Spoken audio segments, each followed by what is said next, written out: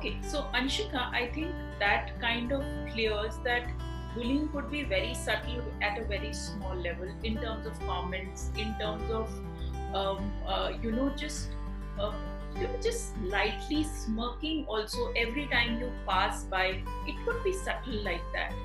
It could be it could be with serious implications, like we see when ragging happens, and if that continues throughout the program, if every time you pass by a group of people comments on you, or they hit you, or they push you. So I think there are different ways in which a bully can actually victimize someone. So would you like to just discuss for the advantage of everyone, that what all types of bullying have been recognized till now? So, ma'am, very, very tangible and very, very basic type is physical bullying, wherein you are hurting somebody, you're pushing, you're kicking, you are knocking them out, or you're punching them. Any kind of physical intimidation is referred to as physical bullying. It could also be threatening somebody to hit, or harassment in any form. Then it is also simulated violence, ma'am.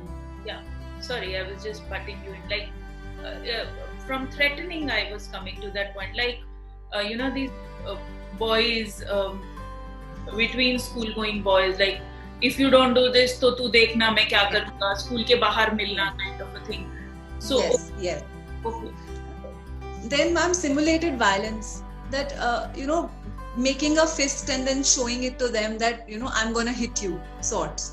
So that is also a kind of physical bullying.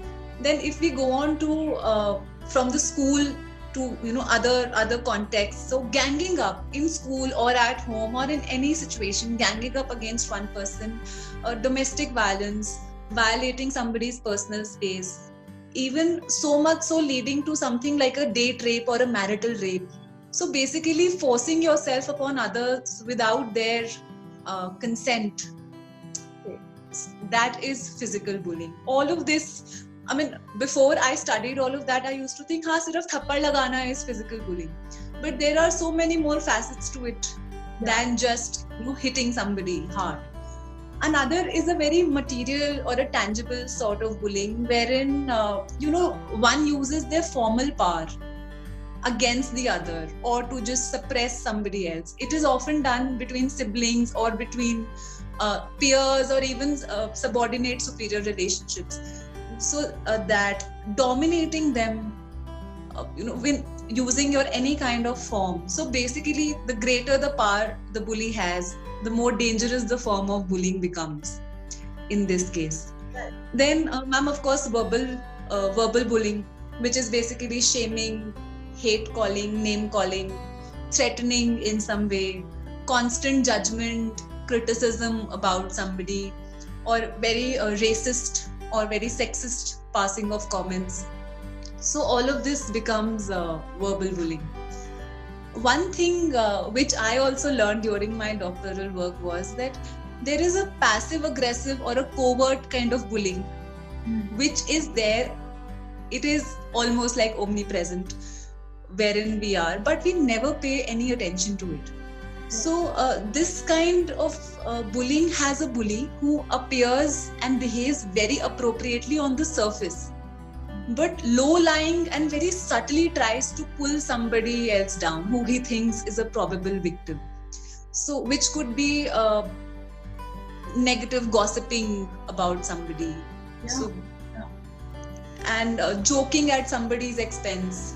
And wherein we say that, "Arey, main to mazak kar raha tha, aren't we friends?" So that is disguised as a very friendly banter, which usually bullies take as a shield. And now that saying it might just happen in family settings also. I mean, like the extended family, if not the immediate, like when you sit in for festivals together, or when you got together for weddings, etc., when the entire extended family is there, some of your cousins have that tendency to publicly bring out that one embarrassing moment that you had in your childhood, and they will sing it to everybody just to just to kind of pull you down and be outsmart you in some way, publicly embarrass you. So no, I don't think we really need to step out of our houses and hunt where we were bullied. Many times, many of us must have experienced it or are experiencing it at our homes only. Absolutely, ma'am. So, as something as simple as mimicking somebody to ridicule or using sarcasm, so there is a thin line wherein it's a very friendly thing and then it moves on to a derogatory connotation. Right. So, social exclusion, isolation, all of these things which are all around us, it comes under passive aggressive bullying, which is also known as covert bullying. And of course, ma'am, the latest demon is our cyberbullying, which is again everywhere. So it is also said that all these forms of bullying that we've discussed are now, they can be taken further on by cyberbullying. Okay. So one, your identity is concealed. Yes. Second, you have so much access to troll others, to pass on comments. So as simple as that, ma'am, this is a personal experience.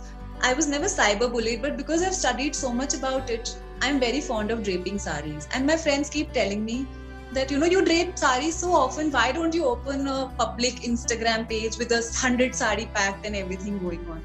I just don't want to do it. Because even if you're draped in a very graceful attire, there will be people who will take the liberty to comment and troll you and ridicule you in some way or the other. So cyberbullying has gone to newer levels with this access to social media, especially Instagram, Facebook, and all of that.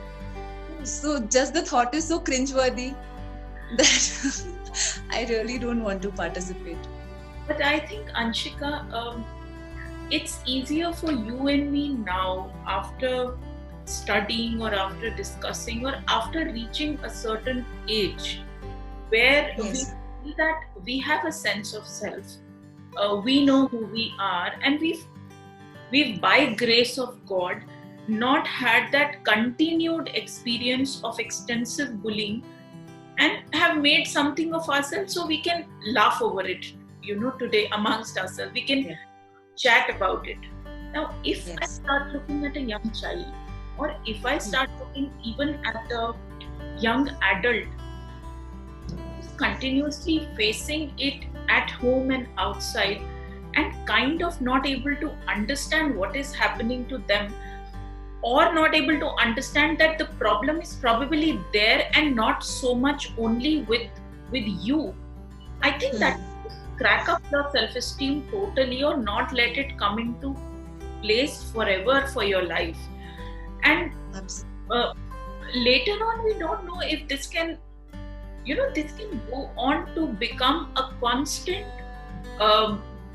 this constant behavior of bashing up yourself for every little thing that you do, because you are used to not being appreciated or constantly being pulled down for small little things that you do, rather than someone coming up and say that, rather than doing this, why don't you try it this way? So somewhere I feel that we as a social group, and let's bring it to smaller, we as parents, or we as schools, we are teaching competition before we teach compassion.